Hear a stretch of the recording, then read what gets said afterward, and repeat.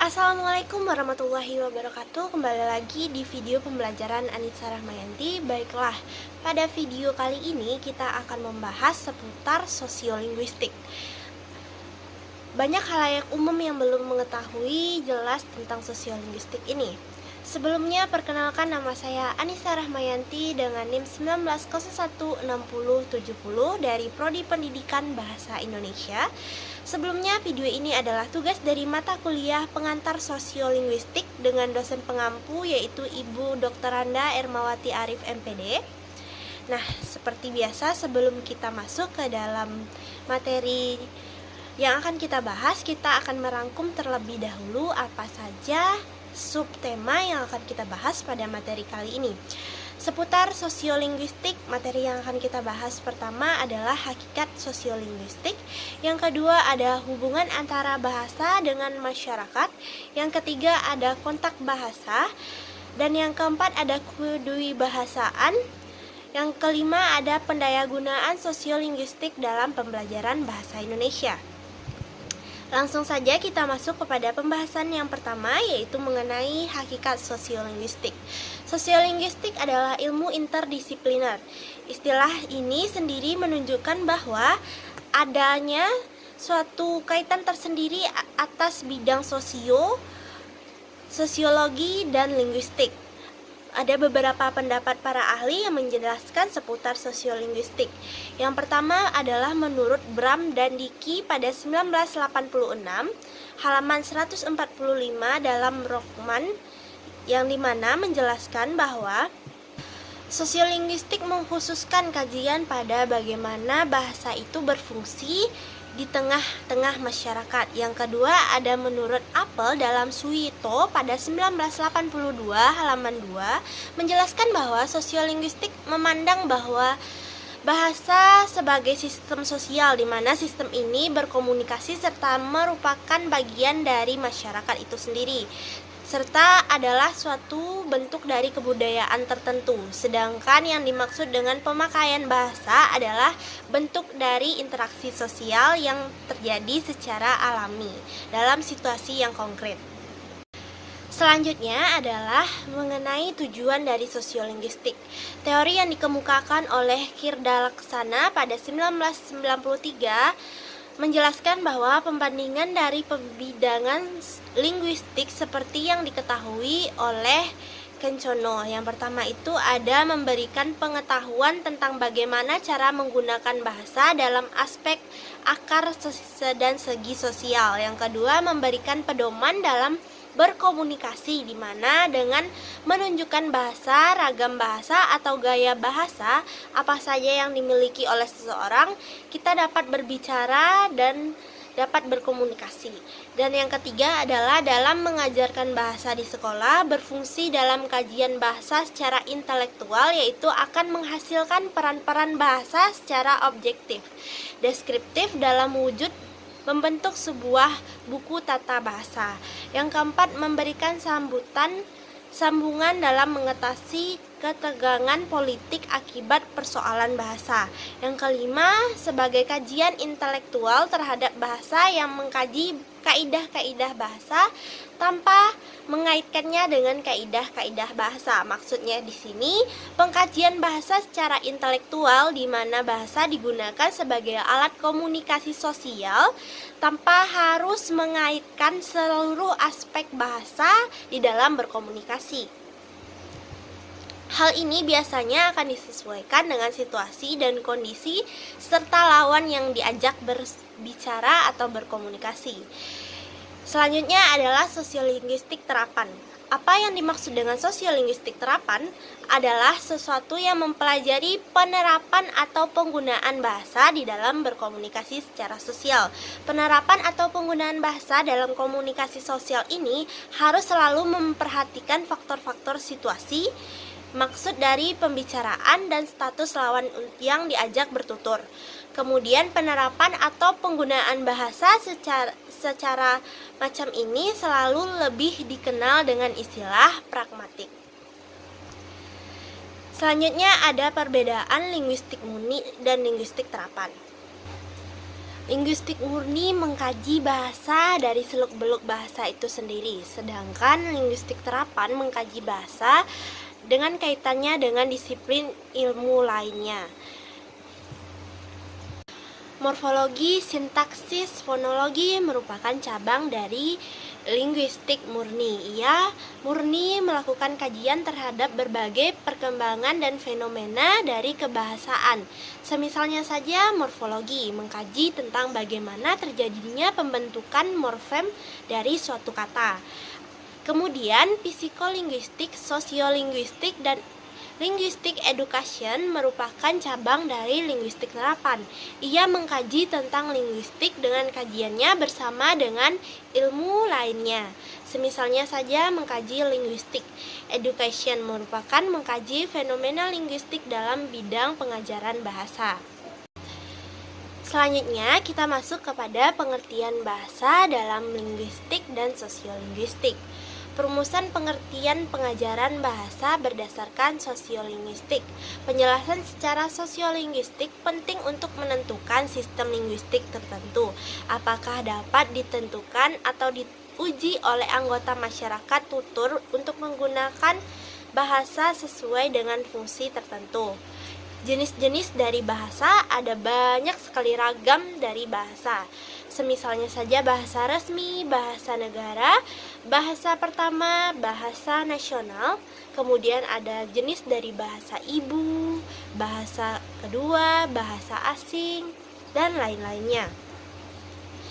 Selanjutnya, kita masuk kepada pembahasan yang kedua, yaitu mengenai hubungan antar bahasa dengan masyarakat.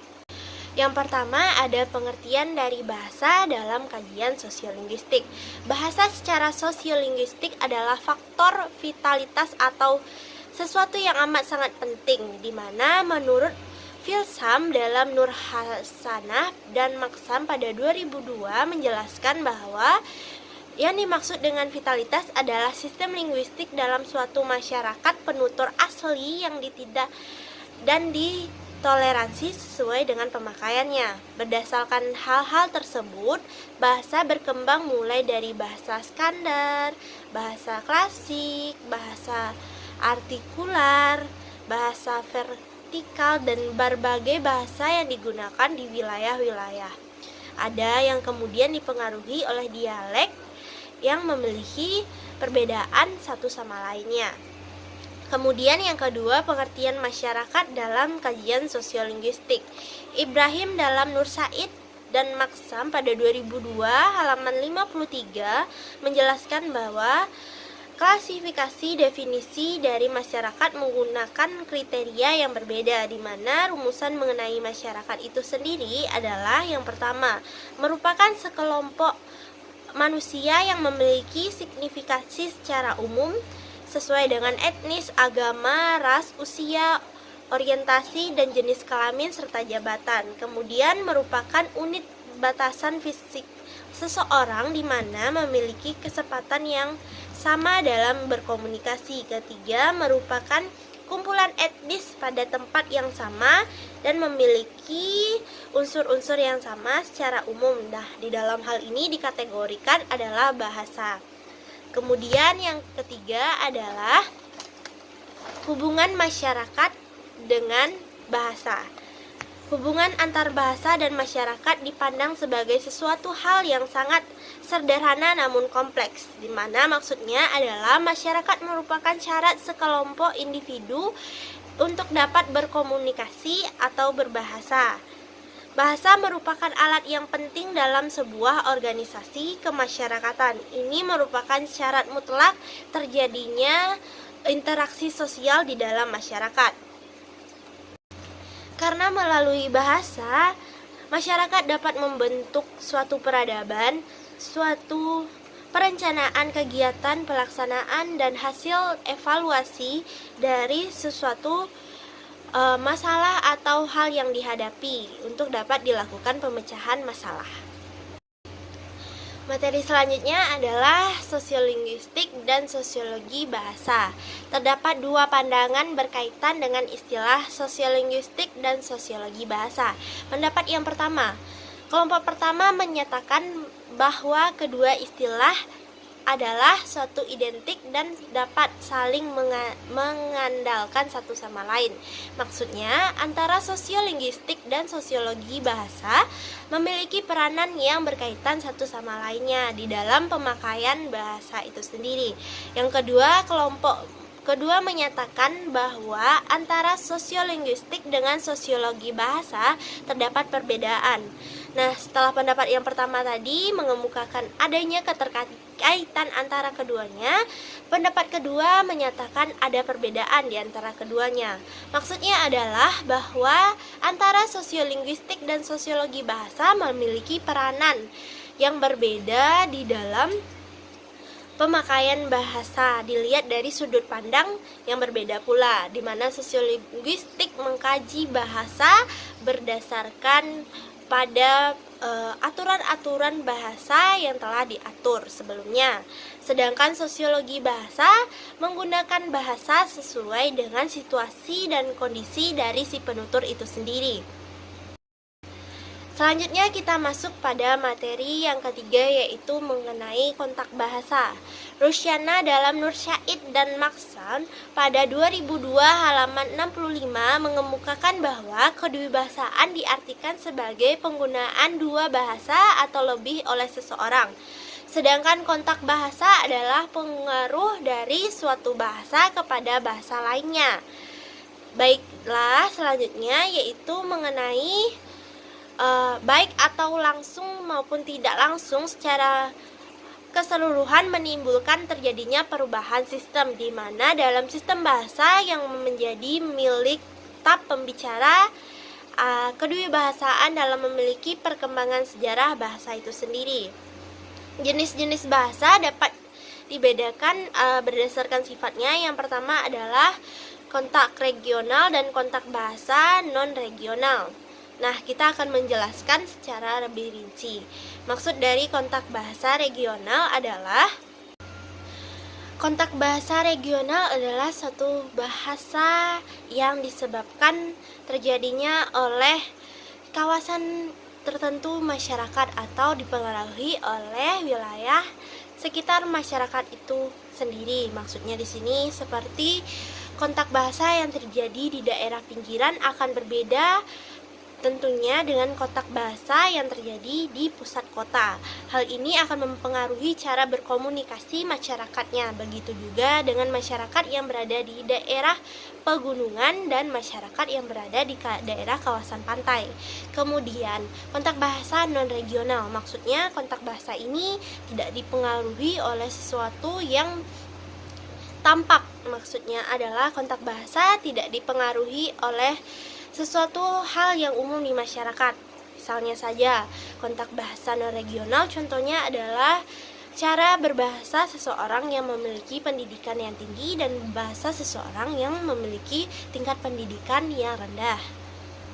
Nah, materi selanjutnya adalah kontak bahasa dan kontak kebudayaan. Menurut Kotjarangiran dalam Nur Syait dan Maksam pada 2002 halaman 67 menyatakan bahwa kebudayaan merupakan hal yang paling sedikit tiga wujud, yaitu adanya tiga wujud dalam kebudayaan sebagai suatu ide kompleks dari ide-ide, gagasan, nilai, norma, serta peraturan dan sebagainya. Yang kedua, wujud dari kebudayaan sebagai suatu kompleks aktivitas, kelakuan berpola manusia dalam masyarakat.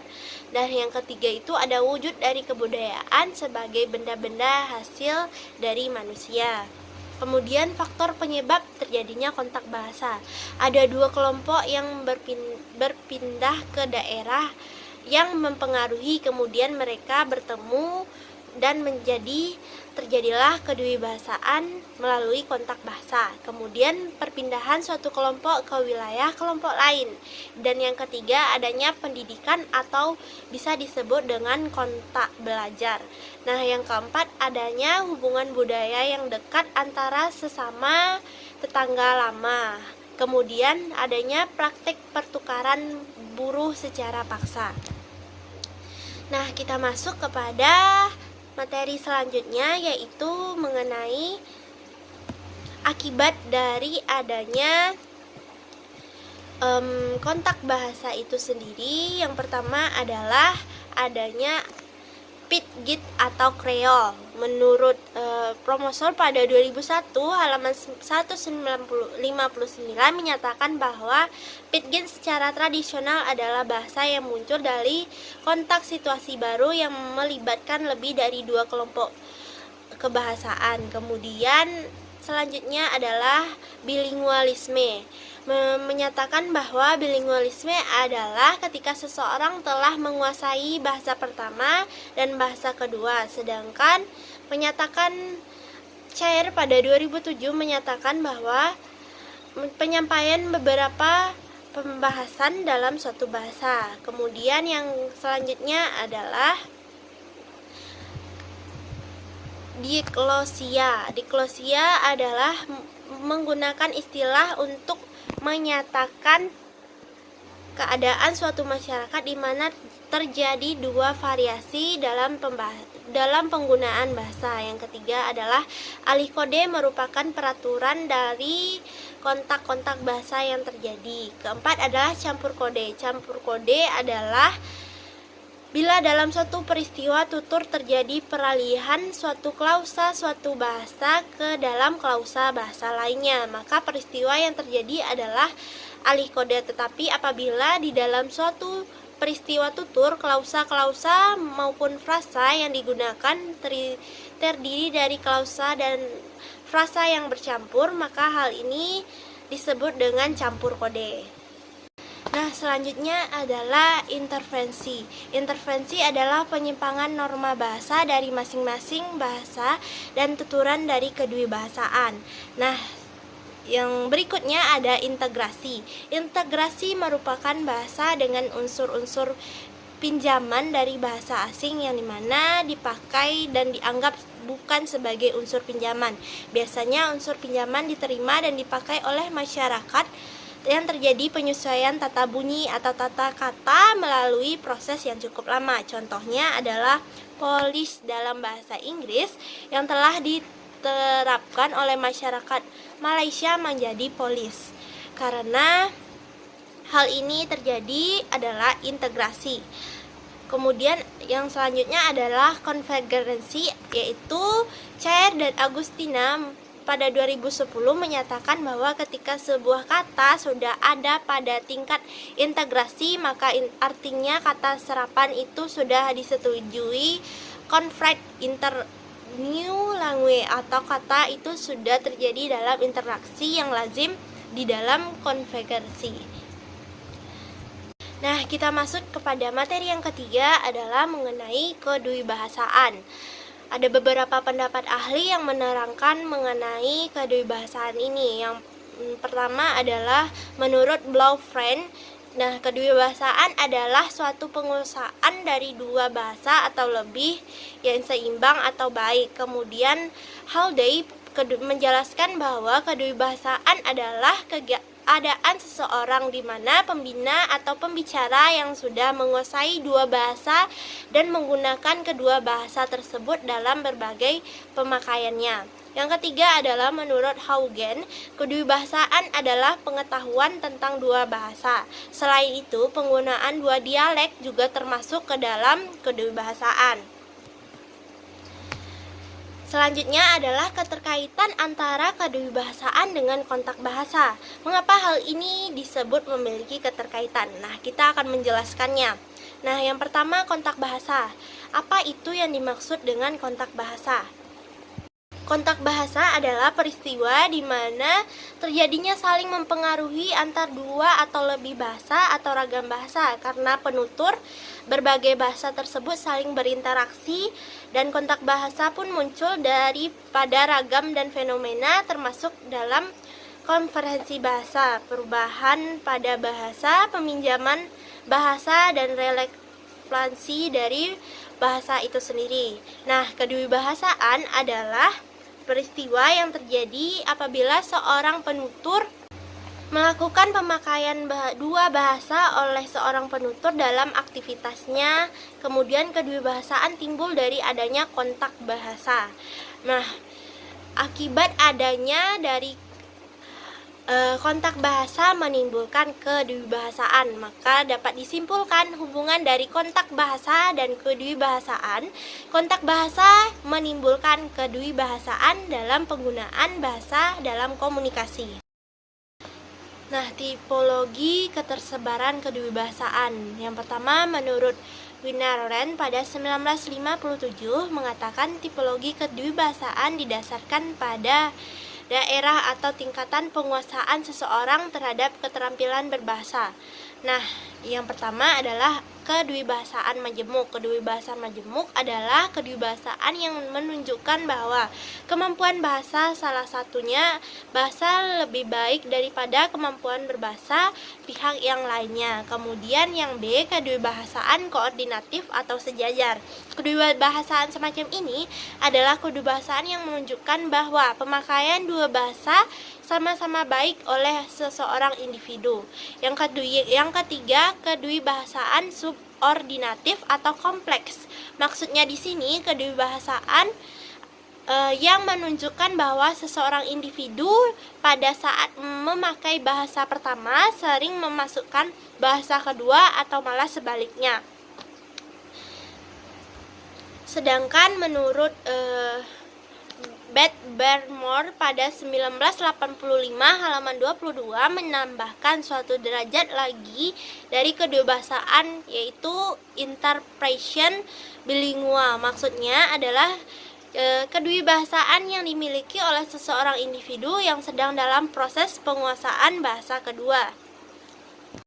Nah, selanjutnya yaitu kedewibahasaan horizontal dan kedewibahasaan vertikal.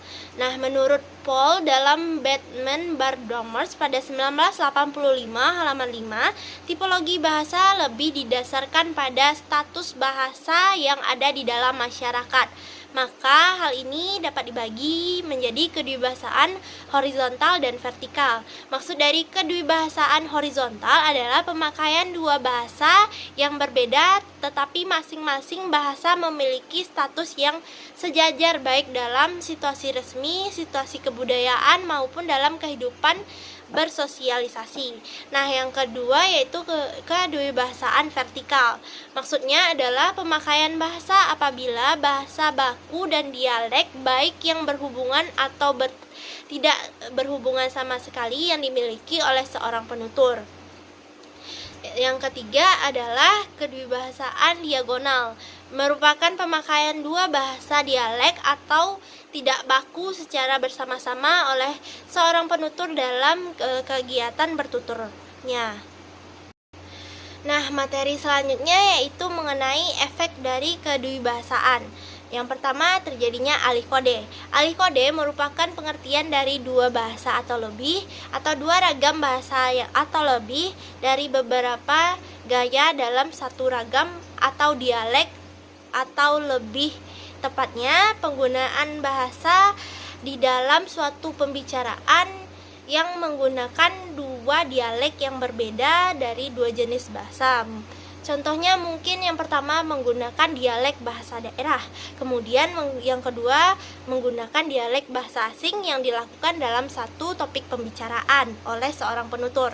Nah, selanjutnya adalah campur kode. Campur kode merupakan pengertian dari dua bahasa atau lebih, dua ragam atau lebih, atau dua dialek atau juga lebih yang terjadi dalam satu ujaran. Nah, campur kode ini biasanya seseorang berucap menggunakan dua bahasa atau lebih dalam satu ujaran. Nah, kita masuk kepada materi kita yang terakhir, yaitu pendayagunaan sosiolinguistik dalam pembelajaran bahasa Indonesia. Yang pertama, pendayagunaan sosiolinguistik dalam metode pengajaran bahasa yang beraliran behavioristik atau audiolingual.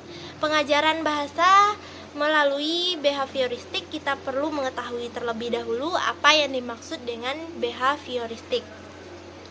Nah, pada tahun 1939, pemerintah Amerika Serikat mendirikan sebuah aliansi di mana yang membahas mengenai bahasa, di mana dalam program pembelajaran bahasa Inggris sejak Saat itu, hampir seluruh negara dan sekitarnya mengikuti metode semacam ini, di mana metode yang digunakan adalah dengan menggunakan pendengaran atau melakukan komunikasi, sehingga seluruh negara melakukan metode ini.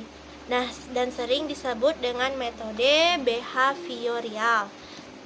Nah,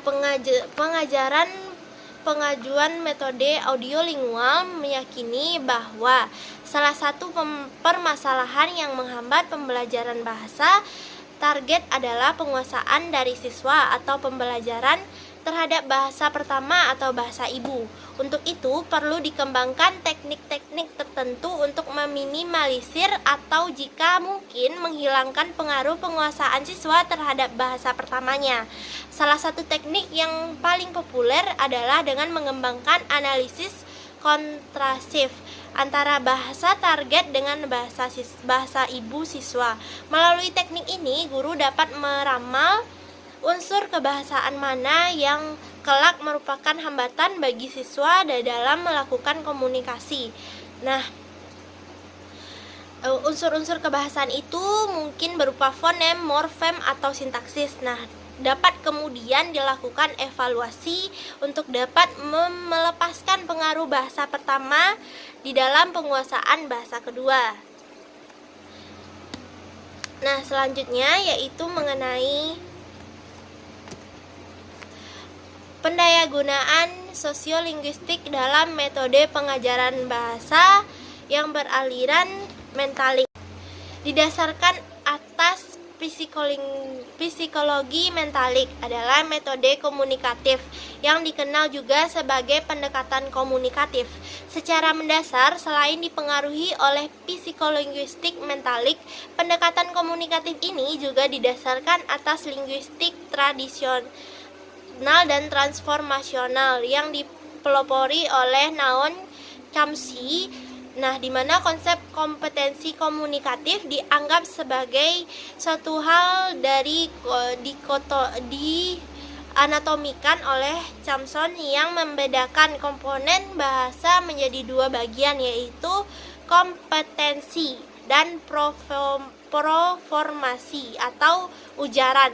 Nah, Chomsky membedakan konsep ini atas dari performasi dan kompetensi dari dua sisi, yaitu versi kuat dan versi lemah. Kemudian diadakan pembahasan lanjutan mengenai konsep pendekatan komunikatif dari bahasa siswa. Nah, prosedur penggunaan pendekatan komunikatif dapat kita lihat menurut Bulfin pada 1989 halaman 67 sampai dengan 87 menawarkan sebuah kegiatan pembelajaran sesuai dengan kegiatan mentalik bahasa. Yang pertama adalah menyajikan dialog singkat, yang kedua adalah pelatihan lisan dialog, yang ketiga tanya jawab, yang keempat pengkajian, dan yang kelima itu ada penarikan kesimpulan. Nah, yang keenam adalah aktivitas interpresif, yang ketujuh aktivitas produksi lisan, dan yang kedelapan memberikan tugas tertulis. Nah, yang tahap terakhir yaitu yang kesembilan adalah evaluasi dari pembelajaran secara lisan. Prosedur penggunaan pendekatan komunikatif dalam proses pembelajaran adalah tahap-tahap kegiatan untuk menyelesaikan suatu aktivitas. Apakah prosedur itu untuk menyusun sesuatu atau menentukan strategi pengajaran sesuai dengan materi. Kemudian strategi itu yang kemudian diwujudkan dalam proses pembelajaran. Nah, baiklah, sekian pembahasan kita tentang materi seputar sosiolinguistik. Baiklah, saya pamit undur diri. Assalamualaikum warahmatullahi wabarakatuh.